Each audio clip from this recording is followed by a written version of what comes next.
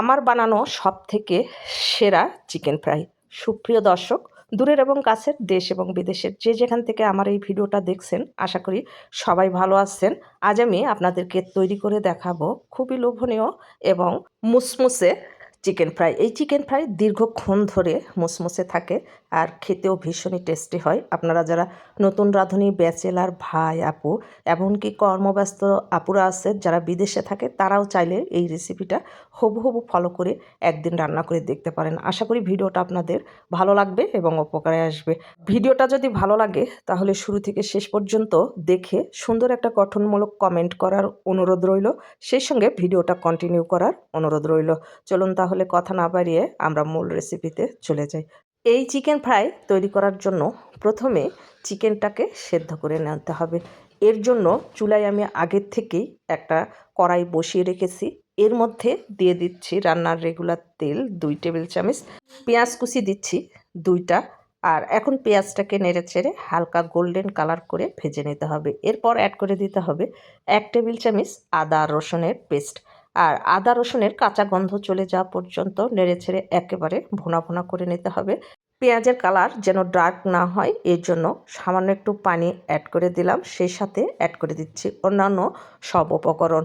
দিচ্ছি ধনিয়া গুঁড়া হাফ চামচ, শুকনো মরিচের গুঁড়া হাফ চামচ, গোলমরিচ গুঁড়া হাফ চামচ, গরম মশলার গুঁড়া হাফ চামচ। সেই সাথে দিচ্ছি স্বাদ মতো লবণ দিয়ে মশলাটাকে একেবারে ভোনা ভোনা করে নিয়েছি। মশলাটা যত ভালো কষাবেন, চিকেন ফ্রাইয়ের টেস্ট বলেন, তরকারির টেস্ট বলেন, বা যেটাই রান্না করবেন সেটা কিন্তু অনেক বেশি টেস্ট হবে। আর এই পর্যায়ে এসে অ্যাড করে দিয়েছি 1 টেবিল চামচ টমেটো সস দিয়ে ভালো করে নেড়ে চেড়ে সব উপকরণগুলো মিশিয়ে নিয়েছি। আর তেলটা যখন ছাড়া ছাড়া হয়ে আসছে তখন অ্যাড করে দিচ্ছি আগে থেকে ধুয়ে পরিষ্কার করে পানি ঝরিয়ে রাখা চিকেন। আমি এখানে লেগ পিস নিয়েছি আর লেগ পিসগুলো দেখেন এইভাবে একটু কেটে দিয়েছি। এতে করে মশলাগুলো ভিতরে ভালোভাবে প্রবেশ করবে আর খেতেও কিন্তু বেশ ভালো লাগবে। তো আমি লেগ পিস নিয়েছি, আপনারা চাইলে যে কোনো মাংসের পিস দিয়ে কিন্তু এই চিকেন ফ্রাইটা তৈরি করে নিতে পারেন। তো আমি নেড়ে চেড়ে সবগুলো চিকেন ভালো করে মশলার সঙ্গে মিশিয়ে নিয়েছি। এখন এই লেগ পিসগুলো একটু বড় সাইজের, তাই এর থেকে পানি বের হওয়ার সম্ভাবনা খুবই কম থাকবে। তাই মাংসগুলো যেন ভালোভাবে সেদ্ধ হয়, এই জন্য হাফ কাপ পরিমাণ পানি দিয়েছি। এখন আমি ঢাকনা দিয়ে ঢেকে মাংসগুলো ঝোলটা টেনে আসা পর্যন্ত রান্না করে নিয়েছি। আর দেখেন ঝোলটা এখন কিন্তু টেনে গেছে আর মাংস থেকে তেল বের হয়ে গেছে। এখন আমি এটা সাইডে নামিয়ে রেখে দিচ্ছি ঠান্ডা হওয়ার জন্য। মাংসটা ঠান্ডা হতে হতে আমি এই ফাঁকে রেডি করে নিচ্ছি 3টা ডিম সামান্য একটু লবণ দিয়ে ফেটিয়ে নিচ্ছি।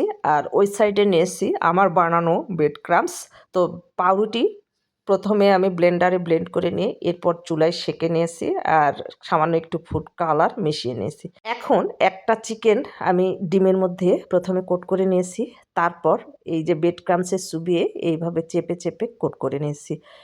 আমি ডাবল কোট করব, তো এর জন্য আবারও আমি ডিমের ব্যাটারের মধ্যে চুবিয়ে নিয়েছি। এরপর হাতটা একটা টিস্যু পেপার দিয়ে ভালো করে মুছে আবারও চেপে চেপে কোট করেছি।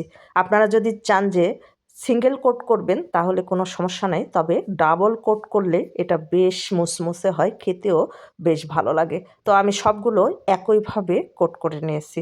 এখন আমি এই চিকেনগুলো চলে যাচ্ছি ভাজতে। তো চুলায় আমি আগে থেকে তেলসহ ফ্রাই প্যান বসিয়ে রেখেছি। এর মধ্যে একে একে চিকেন দিয়ে হালকা মিডিয়াম আঁচে ভেজে নিতে হবে। যেহেতু আমার মাংসগুলো সেদ্ধ করাই, তাই মাংসগুলো সেদ্ধ হওয়ার আর কোনো প্রয়োজন নাই। এই জন্য চুলার আঁচটাকে হালকা মিডিয়াম টু লোয়ের মাঝামাঝি রেখে এই চিকেন ফ্রাইগুলো ভেজে নিতে হবে। যদি চুলার জালটা হাই করে দিয়ে আপনারা রান্না করেন তাহলে কিন্তু চিকেন ফ্রাইয়ের কালারটা ডার্ক হয়ে যাবে, দেখতে ভালো লাগবে না। তো আমি বারবার নেড়ে চেড়ে চিকেন ফ্রাইগুলো হালকা গোল্ডেন কালার করে ভেজে নিয়েছি। আর দেখেন কত সুন্দর একটা কালার চলে আসছে। তো আমি সবগুলো এভাবে ভেজে নিয়েছি আর আমি চিকেন ফ্রাইগুলো একটা সার্ভিং ডিশে সার্ভ করে নিয়েছি। আর দেখেন কত সুন্দর হয়েছে আমার এই চিকেন ফ্রাইগুলো। এই চিকেন ফ্রাইগুলো আপনারা সসের সঙ্গেও খেতে পারেন, আবার ফ্রাইড রাইসের সঙ্গে খেতে পারেন। খেতে ভীষণই টেস্টি, মুসমুসে আর কুড়মুড়ে হবে। তো একদিন হলেও আপনারা এইভাবে বাসায় ট্রাই করবেন, আর ট্রাই করে কমেন্টে জানাতে একদমই ভুলবেন না। এই রকম মজার মজার আর নিত্য নতুন রেসিপিগুলো পেতে আমার চ্যানেল সাবস্ক্রাইব করে পাশে থাকা বেল আইকনটা ক্লিক করে রাখবেন, যেন নতুন কোনো ভিডিও ছাড়ার সঙ্গে সঙ্গে নোটিফিকেশান সবার আগে আপনার কাছে পৌঁছে যায়। আর যারা ফেসবুক থেকে দেখবেন, প্লিজ ফেসবুক পেজটাকে ফলো দিবেন, লাইক কমেন্ট শেয়ার করে আমার পাশে থাকবেন। ভালো থাকবেন সবাই, দেখা হবে পরবর্তী ভিডিওতে। আল্লাহ হাফেজ।